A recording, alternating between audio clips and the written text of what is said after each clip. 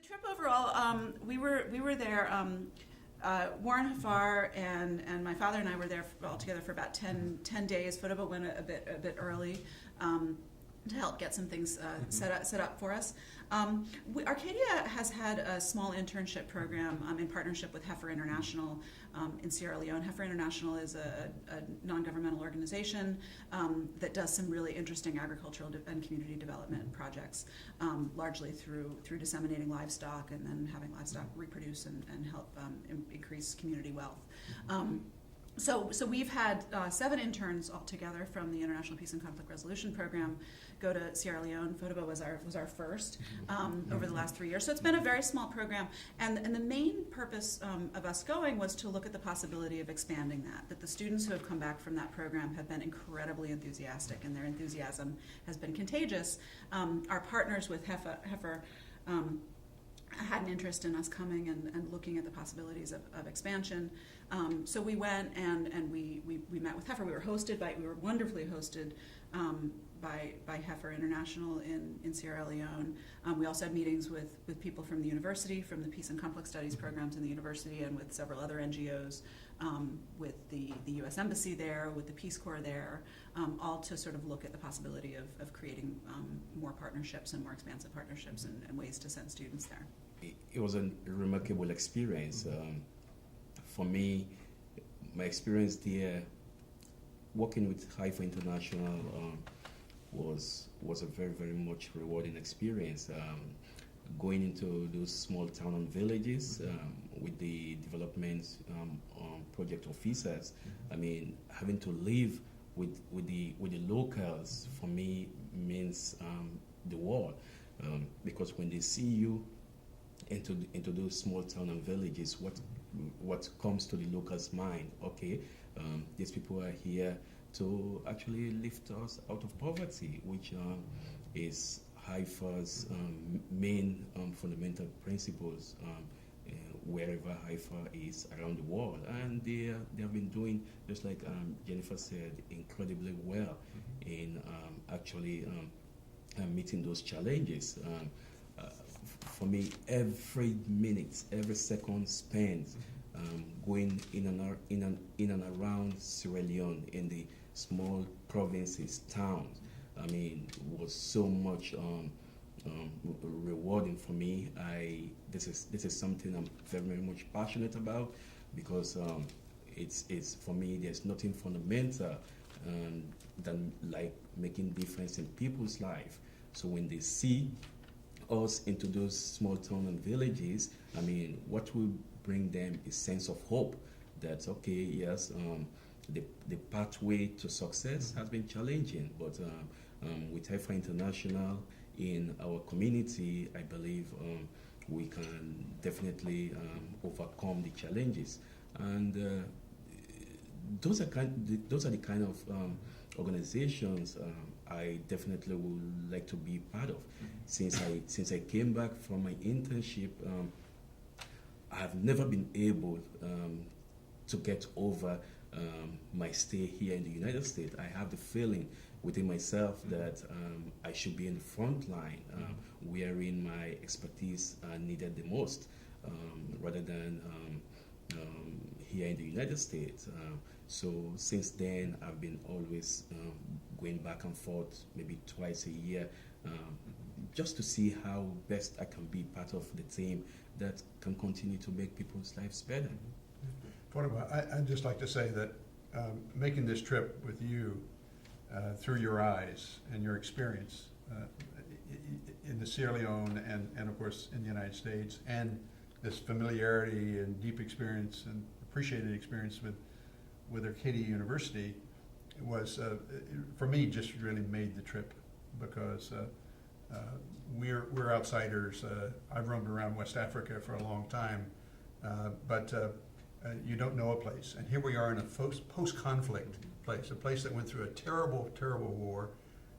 A lot of it brought on, not by itself, but by Diamond and the corrupt leader from the neighboring country, and yet they suffered terribly.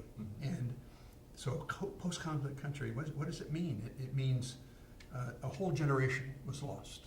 Education, infrastructure, the physical infrastructure, there's efforts to bring it back, are just there. 70% below poverty, which is measured by the World Bank, is less than $1 a day. I mean, get your head around living on less than $1 a day, and yet a spirit of the people that was so paradoxical. Mhm. And so we constantly ask Fodeba, what's going on here? How can this be? And a real, a great learning from it, because you were there, and because of Rashid Sasay, our great host from Heifer, who loves this country and yet is very effective and a very powerful supporter of Arcadia as well. So this made it really rich. And I just tell you a funny story. I think I mentioned it to you, Foot, about it. So my wife asked me, so why are you going to Sierra Leone? And I said, well, Dean Warren Haffer invited me. And she said, well, you're very busy. You're sort of the biggest failure I know as a retired person. And she said, how can you find time? You keep telling me you don't have time for this or that. And she said, it's because it's Africa, right? And I said, well, that's part of it. But I'm really, really interested in what happens in development. And if I could summarize just one thing I heard that stuck with me, and that was this anyone studying peace and conflict resolution at Arcadia knows this, but what hit me was peace is a prerequisite for development. Mhm. You can go in and try development, you can go and spend money, you can try a lot of things, but you must have peace. And then that process can begin. And that's what you're about. Absolutely. Okay, so it was very powerful learning. Yeah, let me just jump in also. I wanted to highlight the person who's not here, who can't be here because he's in Sierra Leone, and that's Rashid Sasay, who's was the country director of Heifer International when we were there, and has since been promoted to be the regional director. And just wanted to say he's an amazing professional, an amazing human being, and we were very, very fortunate to have him host us, educate us, take us around the country, and partner with us. I think that Arcadia is extremely lucky to be working with him. He's a very impressive person. So if he were in the country, he'd be sitting here with us as part of the conversation. And he's been to Arcadia. He has. Yeah, He comes to yeah. Arcadia Yeah. about once a year, and Yeah, since yeah. we started this partnership, so hopefully he'll come see us again. And so I wanted to pick up on something Dad was saying. One of the most moving parts of the trip for me was hearing Rashid and Fodeba's stories of the conflict as we traveled around Freetown and as we traveled around the country. It was extremely powerful as we were sort of going to a particular neighborhood in Freetown or passing through a village or an intersection to hear this is what happened here, and this is where this was going on, and this is what civilians were doing, and this is where there was confusion about who was a soldier and who was a rebel, and it's very clear that even though the conflict's been over for a decade, that the conflict is very much inscribed on the land, and it's inscribed in the stories that people tell you. I'd read something before I left that sort of said, don't ask people about the conflict. That's rude, and that makes sense that you don't want to ask people about some painful memories. But I found we didn't have to ask, and that wasn't just with you and Rashid. It was with everyone we talked to. That inevitably, as you talk about development and peace, and even Arcadia's partnerships, that these stories of the conflict kind of bubble up. That it's very much in people's minds, and where that always came out is, and we will not go back to that. And I was very, very moved by how determined people are to not go back to that point. So it's a country with huge challenges, but with really inspiring and impressive professionals who are thinking in really smart ways about how to not go back and have that determination. The conflict in Sierra Leone is really sort of a classic example of what some people refer to as a dirty war. I don't really like the term dirty war because it suggests that there's clean wars. And every war targets civilians. Every war radically alters the lives of civilians, and every war deeply, deeply hurts people. So every war is dirty at some level. But dirty war really refers to the fact that it was an ideologically dirty war. There was not a clear thing that people were fighting about. It's a really complex example of where the conflict fuels itself, and then you get resources in there that make it more murky, and then you get identities in there that make it more murky. But it's really sort of a headless monster in some ways. That it's very murky and messy, and it makes it a very difficult conflict to disentangle, and then you have the neighboring country issues also, and Fodeba can talk even more knowledgeably about that than I can, because he's more of an expert on the conflict. But it was a very complex conflict, and that really came home also about how badly people were hurt, how committed they were to peace moving forward, but also just what it means to live through a conflict where it's so messy, and what you're fighting for day to day changes and shifts under your feet. It's not that there's not a logic to it, but it's a very changeable kind of logic. What I found so much unique and very much interesting about Sierra Leoneans as a nation, Sierra Leone, the people, is a level of tolerance.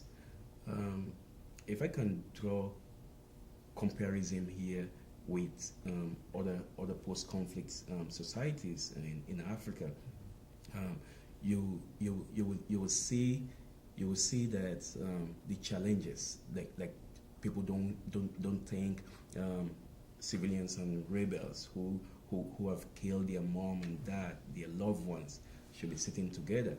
But Sierra Leone today, talking to people, they will say, okay, this maybe we never wish it could have happened, but it had happened, it had come to pass. We should all see ourselves as Sierra Leonean first, whether he used to be an ex-combatant, a rebel, or whoever, but this is something we've talked about, we've put it behind us, we are moving forward, we are hopeful that it's not going to happen again. I mean, talking to relatives, friends, they will tell you, oh, okay, now I'm sharing room with someone who used to be a rebel, someone who had killed my father. But hey, I think we have to forgive one another if we want to move this country forward. For me, thought about that. I was just thinking as you were saying this, very good analysis. Like the United States, Sierra Leone has a presidential election going on, and it'll be mid-November that they'll elect their new leader. And there's a Green Party and there's a Red Party. They're two major parties, and their rallies look more like parties in the street. And in fact, one party succeeded the other the last time, and no one quite knows how this one's going to turn out. But it was just so fascinating post-conflict to see not perfect democracy by a long shot, yes, but nevertheless this very serious election that people were taking very seriously going on. So it was just, again, you look for hope for the future. Absolutely. And the other thing I have to say is, Fodeba, you may be able to explain this. I just take it as kind of a paradox. The hope that's very tangible on the streets, talking to people, there's a mood of hope, and there's also a spirit that I think Warren observed as we were leaving after 8 days. He said, well, we've worked hard, but I don't recall ever spending so much time smiling and laughing with people. Sierra Leone is gradually lifting up from the ground. After the Civil War, there has been 2 successful elections. There's going to be the 3rd election coming up.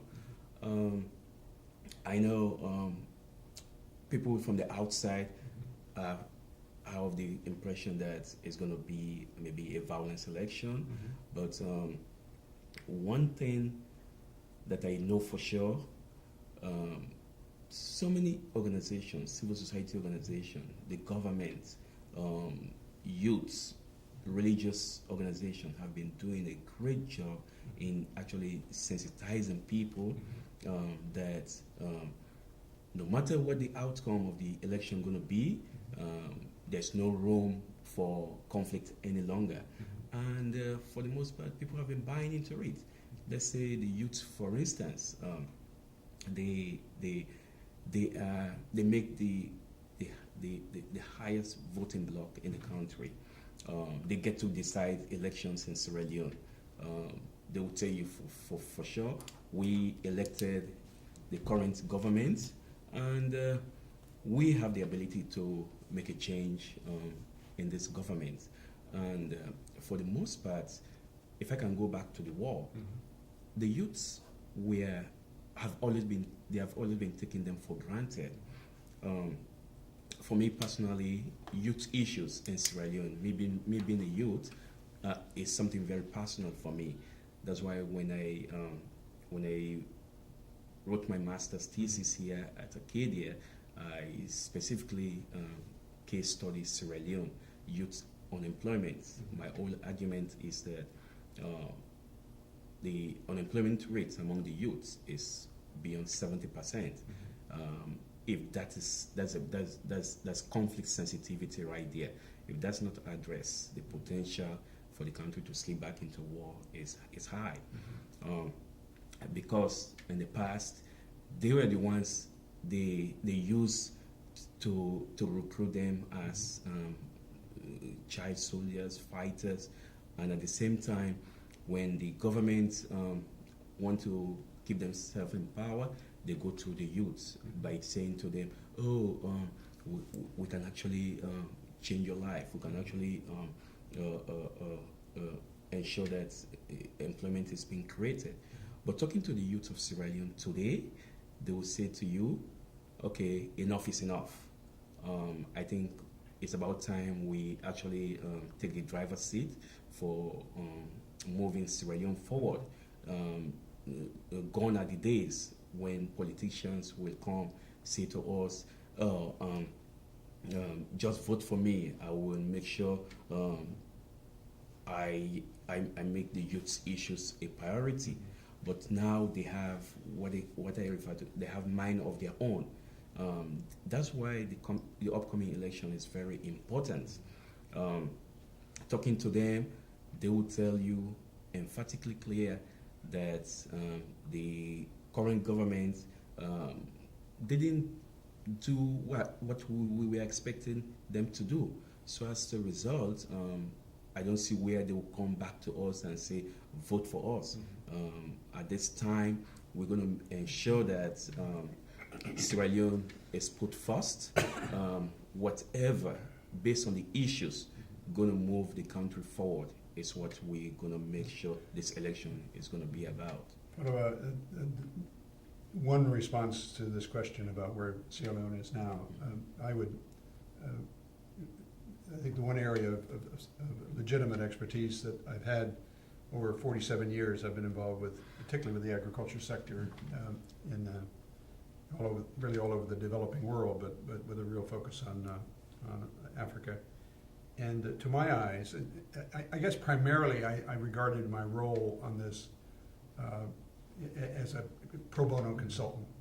Consulting was my career, and over these 6 years that I have been more or less retired, I've done quite a bit of pro bono consulting, and it's mostly been in the food and agriculture area, rural development. So to my eyes, looking at what was going on, I saw. And let me add that from the perspective of when I lived and worked in West Africa in the early 70s, when Jennifer was a very small baby, Sierra Leone was known to be, particularly for rice, a great rice is a staple. And Rashid said if he didn't eat rice once a day, he hadn't eaten.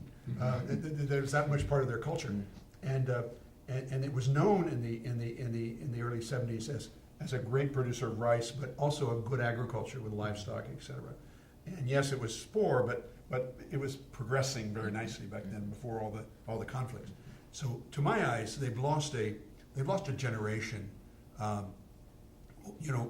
got friendly with our hotel manager where we were staying when we were in Freetown, and he confessed he was a man from Kenya, a professional hotel manager from Kenya. So we were speaking Swahili and got to be friends. And he said to me, "Well, John," he said, I can't even get fresh milk here. So you've got powdered milk that I make into as tasty as we can, but or fresh vegetables." And I said to him, you could do something about that here at this nice hotel. You could actually grow some vegetables. You could actually contract for some milk, etc. And he said, yes, I guess I could. But the point is, those things which used to be there in some form, even local markets I mean, a market is a market, whether it's local, regional, or export. And there's so much, but my conclusion about that is, yes, they've been set back, but the upside potential is just phenomenal. You drive around the country, as we did, and not all the country, but a couple regions, and you saw that potential. And yet there wasn't a lot of livestock. Compared to other parts of Africa, not even a lot of chickens. And we talk to government people who are aware of this, who are working on different things, and in fact, Heifer is working on these things very well. But it's just got so much upside now because of the difficulties. But when you don't see the sort of fundamentals of a local agriculture, then you know there's so much effort that's going to be needed to bring it back, but also the potential. Yeah. I want to get back to this question about sort of what's everyday life like in Sierra Leone. And we don't know, we weren't there long enough to sort of really understand it. As an anthropologist, I'm almost hesitant to answer that question. But I want to try to answer the question by describing my impressions of Freetown, if I can, which is a hard place to describe. So Freetown is on the coast of the Atlantic Ocean. We were there at the tail end of the rainy season. It's a very wet place. There's water everywhere, and it rains a lot. In fact, there's so much water that you actually have to take a boat. You have to take a ferry to get from the airport to Freetown, which is a really interesting, crazy experience. So it's on the coast of the Atlantic Ocean, and then it immediately starts climbing up a hill. So it's very lush and green and lots of trees and lots of water and climbing up the hills and these narrow winding streets that are climbing up the hill. So it has this sort of dense feel to it to start with. When you're driving through Freetown, the traffic is crazy. It's like nothing that you've ever heard about. You can take, 20 minutes to go a mile. You could definitely walk faster, and people walking actually are moving faster than the cars. One of the reasons why the traffic is so dense is that you have the streets, which are already pretty narrow, and you have all of these people selling stuff on the edges of the streets, that there's all this amazing commerce going on, not in the shops that are behind where people have stuff set up on the streets, but encroaching into the street. And absolutely everything that you can imagine is for sale. Some of it used, some of it new. There's toys, there's cosmetics, there's machinery, there's food, there's everything is just there as part of this informal economy on the street. And then you have the cars, and then you have these motorcycle taxis sort of weaving in and out of everything. But and people then you have wear bicycles, helmets, by the way. but that don't fasten. But anyway, so it's the sort of it's very lively, it's very dense. But I sort of describe Freetown in this sort of what can feel like chaos, but I think if you live there, it feels like there's an order to it, and I think you probably figure it out, and you know where to go to buy certain things, and it's just there's an accessibility to it. I think if you understand the system, I use that to mention that the first thing that you notice about Freetown if you're coming from the developed world, and many places, this is not unique to Sierra Leone, is there's some serious infrastructure problems. The roads are in very poor condition, and there's potholes everywhere. It's another reason why the traffic is bad. There's trash everywhere. There's slums in the middle of the city. The condition of many of the buildings is very, very poor, and they're falling down. And yet, there's this vibrancy and this life, and obviously this economic life. We've mentioned the statistic that 70% of the population lives on less than $1 a day, and that certainly people struggle. I don't want to romanticize that people are somehow surviving, and yet it's also clear that people are surviving. So there's deep struggle, but there's also deep survival. So all of this I just want to use to mention something that I'm not an expert in Sierra Leone. I don't know exactly how it works there, but in many other places in Africa, what you have is a weakness in formal economic and political institutions, but an absolute vibrancy and strength in informal institutions. So it's like you have the empty shops in back of all of the vibrant informal institutions on the street, which is sort of a nice kind of both metaphor and actual reflection of the strength of the informal and the weakness of the formal. It's one of the challenges for the political system. Obviously, there are strong social networks that are helping people survive in what's a very, very poor country. And you don't want to romanticize those and say that those are a replacement for formal institutions, but you want to acknowledge them and acknowledge the role that they're playing, while also acknowledging that there's some really serious work to be done in amping up formal institutions like elections and politics and the state. Yeah, let me just it's good Jennifer mentioned about the informal trading things that are going on the street of Freetown. You see, that is also political. You see, Sierra Leone is a very, very interesting place, especially when it comes to dealing with the inhabitants. Freetown, for the most part, at every point in time do get to decide the election outcomes. This is an election year. For the most part, the people that are selling on the streets, that Jennifer is alluding to, are youths. And they will say this to the government. If by any attempt on your side to actually ask us to leave this place, we're going to vote you out. Because they did that to the past governments, who was so forceful about, making sure that, the city is being kept the way it is. They actually built for them market area in other parts of Freetown, but they decided not to move there, So now, the current government, youths would say to them, okay, you better don't touch us here because this is where we make our living. And any attempt on your side to actually move us away from this place is going to mean a vote against you when election comes.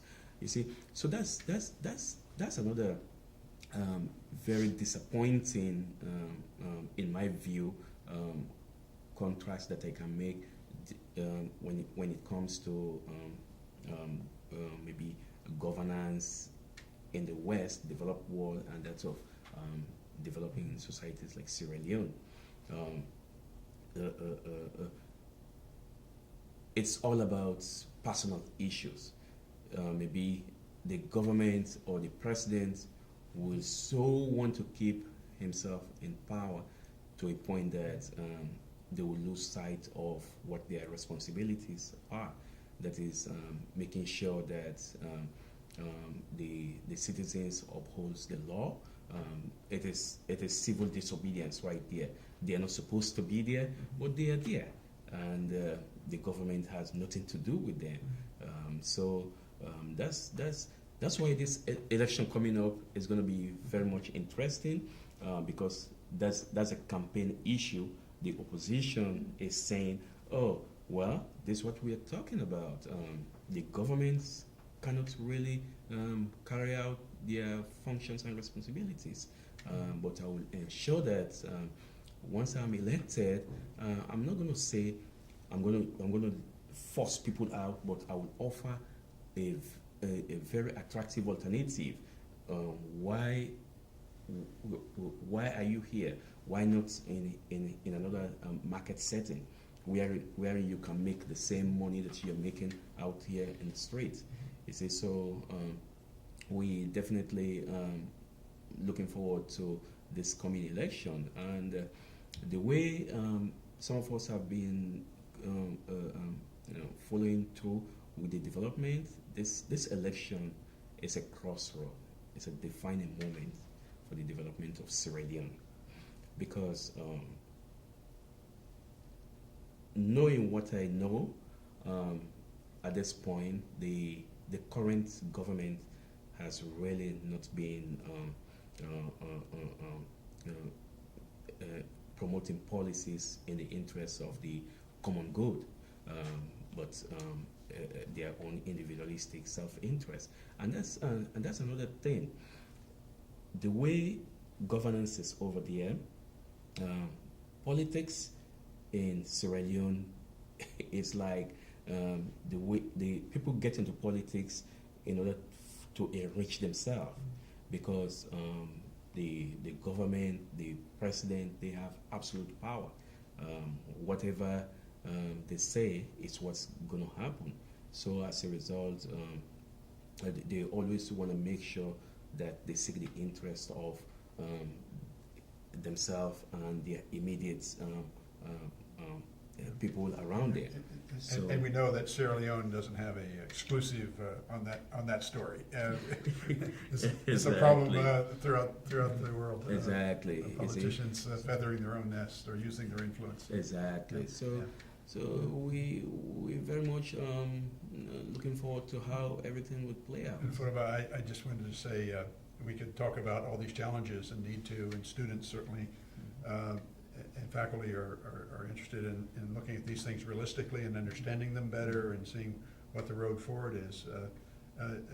Jennifer mentioned water everywhere, and it was really true, and it rained hard, and all that, and it was amazing to me, the street light. Yeah, it made amazing to me, all these people on the street in the informal economy selling everything you can imagine, stereos and everything, electronic. But it'd start to rain, and the rain would come rather sudden and be very hard. And all of a sudden, as if by magic, they would all get under some kind of shelter. For the most part, could get out of the rain. And then the instant the rain was over, they'd be back right in their place on the street. The industriousness was really quite remarkable. The energy, and I didn't see people lying around or sitting around, including the young people. Everybody was on the move. And I wanted to say though that all this water, there's another side of it. The beautiful beaches in the Atlantic Ocean. I mean, any of us would be. They're gems. I mean, they're just gorgeous beaches, and that's also a treasure. So now we learn while we're there that Hilton Hotel is got not just a plan, but actually will come and build a fairly large hotel on the beach in Freetown. So that kind of really said something else to me about. You can say whatever you want to say about tourism for elites or whatever, but it's also an indication that the outside world is paying attention that yes, things are more stable now. Nobody can imagine conflict anymore. They suffered too much. So, and now all of a sudden, a major international company will attract money and invest and open a hotel. So that's quite a story as well. But again, the beaches, all of us could enjoy those beaches, you know, and Sierra Leoneans were enjoying those beaches, you know, as well. It wasn't just the privilege. Yeah. That was a theme throughout our visit, that the theme of stability, and that Sierra Leone's at a turning point, and it is a stable place. That was a theme that we heard from every NGO that we met with, of course the universities, as well as the U.S. Embassy and the U.S. Peace Corps. Everyone said this is a stable country now. This is a good time to be. This is a good time to come. This is a good time to bring your students. A lot of challenges, but it's a stable place. Sierra Leoneans who have left the country are going back, and there's a really nice kind of wave of people feeling like it's time to go home. There's a lot of different ways that students could benefit from Sierra Leone. I mean, of course, there's the internship program with Heifer that we're hoping to expand beyond Heifer, and we met some interesting partners who are doing work with radio in Sierra Leone and some other NGOs, health-based stuff, community-based stuff. So there's that opportunity. Certainly for international peace and conflict resolution students and anyone interested in conflict and post-conflict reconstruction, it's an ideal place. Someone we met with at one of the universities referred to it as a peace laboratory because they've done overall, relatively, they've done a very, very nice job with demobilization, with disarmament, and with reconstruction and rehabilitation of former combatants. And they're also doing some good work on trying to get communities going. So that's very interesting. There's also a really interesting historical angle, and we started having some conversations with the English professor, Kalinda Eaton, who does a lot of work on kind of transatlantic historical issues. There's a place called Bunce Island, which was a place from which slaves were shipped. It's not developed as a tourist site or a historical site yet, but it has deep historical significance. The slaves that were taken from Sierra Leone have a direct connection with the Gullah people in South Carolina and Georgia. So there's a very nice historical connection that can be there for students who are interested in African American history. So that's a really nice angle as well. And there's also, of course, for anyone interested in development and issues of development, there's a lot to study and understand there. My own personal interest in sort of political development, political identities, I think that there's a lot of interesting stuff to look at there as well. So there's a wide array of issues that are relevant not just to Africa but to the world for students to go and study. And Fodeba, I'd love your read of the receptivity, but I guess we're encouraged as trustees to find ways to engage on behalf of Arcadia, not so much out doing specific jobs, but bring our attention and our whatever talent and experience we have to serve the university. The president's challenged us that way, and the board challenges each other, and we're now, as we all know, are starting to find ways to engage in preview, and I had a great experience in Mexico last spring. So my trustee hat, I couldn't help but note that the receptivity, the respect that we already had, that you'd come there as the first intern, but other interns had come. Each intern, it felt to me so special because each intern was known and that were mentioned by name for what they'd contributed, not just by Heifer, but people in the village where they'd worked. It was very impressive. It reminded me kind of the way Peace Corps volunteers get that kind of connection locally, and so I was impressed by that. Otherwise, at this historic college, Fodeba College, University of Sierra Leone. This is a historic college. It served all of West Africa as the only academic institution for a long time. So particularly Africans from as far away as the Congo, et cetera, came there to get their education.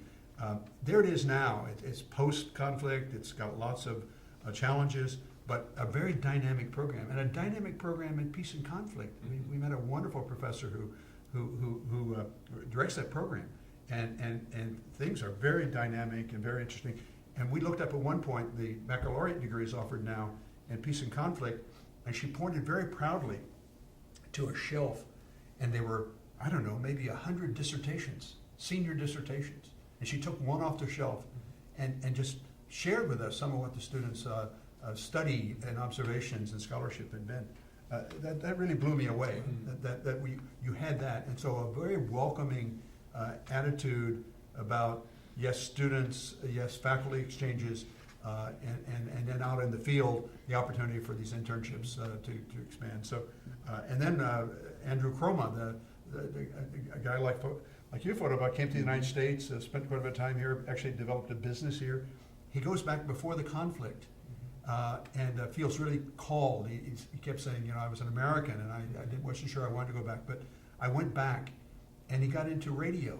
And I was referred to him by two friends here in the United States who both said, if you're going to Sierra Leone, you got to spend some time with Andrew Croma. He gave us that time. We spent a lot of wonderful conversations with him. And he runs 3 radio stations. And he'll show you in his first radio station up on the hill above the university, bullet holes in the big wooden door of his radio station. But he broadcast. Through 11 years of conflict, he broadcast.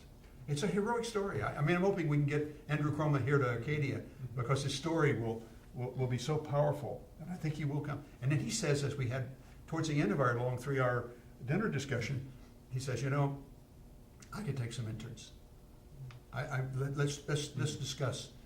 He said, we're doing a lot of good work in community radio here. It's promoting development, peace, etc. He said, I would consider electoral accountability. Yeah, electoral accountability. So, and of course, that was music to our ears. That here was that kind of interest, but a real interest, a real commitment. I'd say.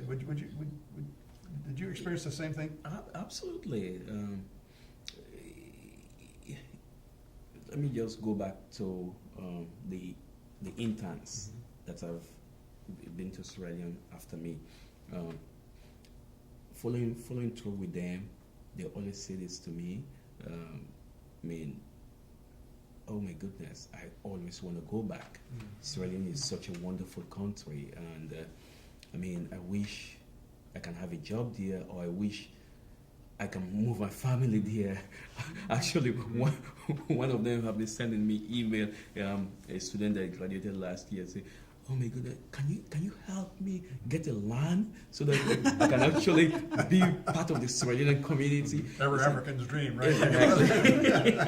Exactly. Yeah. So for me, that is so much rewarding, and I'm proud. Actually, very, very much thrilled to be the point person, the individual that started all this Sierra Leone relationship with Arcadia University. Before then, Arcadia knew nothing about Sierra Leone. I actually brought Sierra Leone to Arcadia, and for me, that's an honor. So that's the reason why I made this commitment, and I will continue to make this commitment to ensure that students from Arcadia um, that are going to Sierra Leone gets really what they want to get. They feel at home, and that's why I actually offer citizenship of Sierra Leone to Jennifer. You know, so I mean. So I definitely want to see such continuing. With respect to international international studies department here at Arcadia, but whether it's undergrad or graduate student, there's no better place to be if you are interested in career in international developments. As much as Sierra Leone is a very small country, and I believe John and Jennifer will attest to this.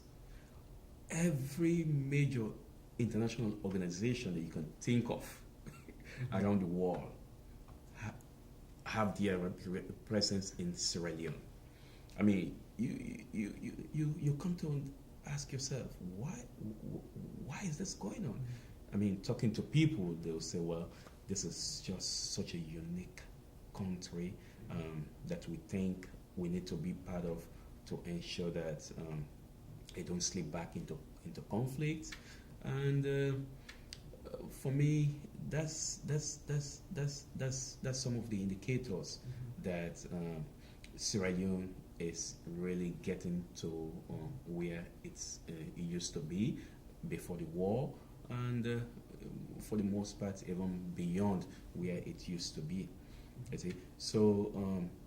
Again, yes, I did hear one of the faculty members saying that Sierra Leone is like a laboratory for peace and development. Everybody come to Sierra Leone today to see how best they can learn the rich culture. As much as again the people continue to face enormous challenges, but one thing again, I think I will give credit to Sierra Leonean people is they are happy. You know, happiness. When you talk to even locals in the village, they will tell you, okay, the reason why I'm happy because for me that's the ultimate goal of life. I'm not going to leave my happiness to be decided by someone else. I'm going to ensure that I take the driver's seat to make myself and my family happy. And they are so content with whatever little they have. That's the reason why sometimes I will actually, from personal standpoint, hold my government accountable to say Sierra Leoneans don't need for you as government to do something extraordinary for them, but that's the whole purpose of government, for them to be able to do for the people what the people can't do for themselves. All they want is the basic recipes of what life needs. That is food, I mean shelter, good roads, water. I mean, sometimes I say this to myself. Those children under 5 years are not supposed to die just because the government cannot provide them with mosquito nets, which is less than $1. You know, it's not like the country is rich in mineral resources. Sierra Leone has one of the finest diamonds in the world, rich in gold, bauxite, you name it. Now they have just discovered oil, and Chevron is going to be there after the election. That's something I actually researched and I confirmed when I came back. You see, so all this is happening, but again, I said to myself, like one of the contract the current government signed with a company called African Minerals.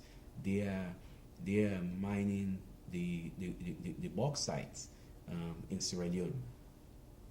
They signed the contract for 99 years, and only 3% of the returns comes to Sierra Leone. 97% all been shipped out. So for me, So for whose benefit? who's benefited? And I believe the people of Sierra Leone deserve much more, way better than that. And that's the reason why I am in this altogether, to ensure that good governance in Sierra Leone continue to be the way to go.